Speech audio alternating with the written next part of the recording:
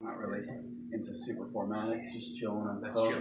What kind of shoes you got? These are like Justin Murphy, but I took the soles off. Yeah. One pair, I basically I bastardized. I took the soles from one pair of shoes, put the tops of another. Yeah. And added this thing and look like that, like leather working. Wow, I didn't know that. What other leather working do you do? Like jackets and ties and straps and stuff like that. Cool. Is it just personal, or do you kind of sell it, or no? Nah, just something fun. Your own stuff. Yeah, something fun to do. Well, I'm James. This is Chris Carrabba from Dashboard Confessional. Sweet. And this is kind of a dream come true. I grew up listening to you and getting super emotional all the time. There was a time 10 years ago, and I wasn't like 16 or anything, because I'm like 86 right now. But I was I think 24 years old, and I was at your show in Norfolk, Virginia Beach at the Norva. Yeah. And I had just gone through a breakup. And I had to leave your show. I cried and left your man. show because it got so emotional. And that's the one thing about your lyrics and your music is every word and every song is a story that everybody listening can relate to.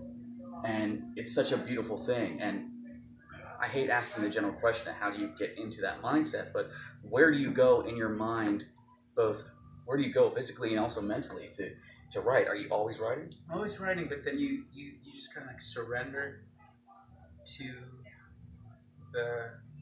the wave, you know? If I try to write something, it never happens. I just kind of wait around in hopes that something will show up. And I've been pretty lucky that songs have kind of fallen in my lap. And it's those ones that fall in your lap that are like fully formed within like 20 minutes that have these like long legs, and you know, the songs you work on for weeks and you think ought to be the ones that deserve to be the classics or whatever, they never works. Is there one that kind of just fell in, that came out in 5 minutes, that all of a sudden became bigger than you ever imagined? Yeah, hands down. Hands down. Hands down the biggest one. Yep, it just was a rapid fire.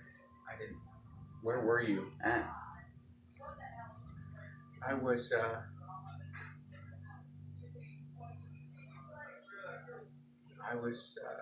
couch hopping, and I was staying with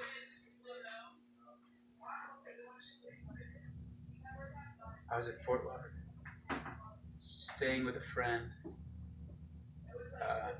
for 2 nights, and I was off to the next one a couple nights later, and it just spilled out. Actually, what was strange was the whole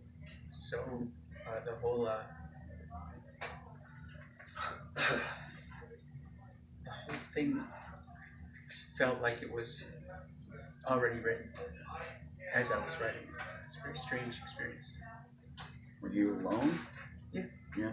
Just pen, paper, pencil, paper? Just had a guitar, started singing a story, and it just spilled out. It just came out. Yeah. There's you have your new album. It's a beautiful album. The one song is called Heartfelt. Is it Heartbeat Here? Heartbeat Here. Rick was telling me that is a very special song to you. It I is. mean, I know all your songs obviously are special. I mean, for you to say this one. You know, it's strange because as we talked about, hands down. Yeah. You know, I really didn't expect I'd write. I've written about the same relationship, but I didn't really think I'd write another song that was so closely related to hands down. It was so specifically about the same thing. And it's just another. It is about the same experience, but all these years later, and how special that relationship has continued to be. What is the thing?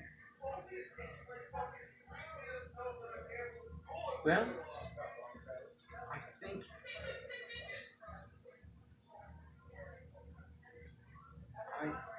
the idea that you can find depth of meaning in some simple chords is the greatest kind of mysterious gift that has ever come my way. Because it's just sort of like magic.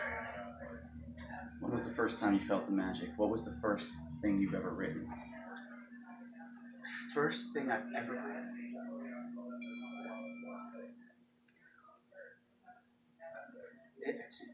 That's damn near impossible to remember. I remember writing kind of like joke songs with my older brother. And then at one point I was like, oh, I kind of get melody. But I don't have a good, clear recollection of how it's of the beginning. You know. Do you remember any of those joke songs? When my brother and I are together, we play. Yeah. Yeah. Well, how often do you see your brother? I see my brother. Let's see. I see. Not enough. Yeah. You know, I've got a big family. I've got brothers, sisters, and I wish we were together more. Older or younger brother? Well, I'm like the oldest, but then there's step siblings that are older, and then there's like, you know, it's very 90s. You half brothers, half sisters, step brothers, step sisters, full blood. You know, it's a mess. Yeah. But we're tight. We are tight. Do you like coming back to Florida and playing? Does Florida always feel like home? Because I know me, I grew up in Vero Beach, Florida. Yeah. And I've moved up and down doing the radio thing. You know how that goes. It's kind of like the band thing, just I'm not as talented. And no, but when you come back down the road and you see the palm trees, it feels like I feel like a weight come off. Like it feels. It's just such a weird way to say this. Safe. It feels like home. Yeah. It's home. Even to this day, we were down there watching the. You were doing a special, pre-show kind of acoustic performance, and there's a feeling that I got when I heard them completing your sentences, your lyrics. Do you still get that feeling? Oh yeah. Is that it's kind euphoric? Because I saw you start smiling. Yeah, I'm never gonna learn how to be cool. I I should be able to play it off, right? Yeah. But it's too fantastic and moving to play it cool. It feels euphoric. Yeah. You excited for this year? It seems like has time flown? Yeah, it's a blink of an eye, and we're like a lifer. Yeah. You're part of many people's lives. Well, they're part of mine. Yeah. And I feel honored to be a part of it. Happy that you were there. And you still are. Yeah. 2018, another great year for y'all. So far, so good. So glad to have you in Orlando. Yeah. It's been a pleasure talking to you. Seriously. That's great. Thank you so much, Thank Chris. Really appreciate it. Okay.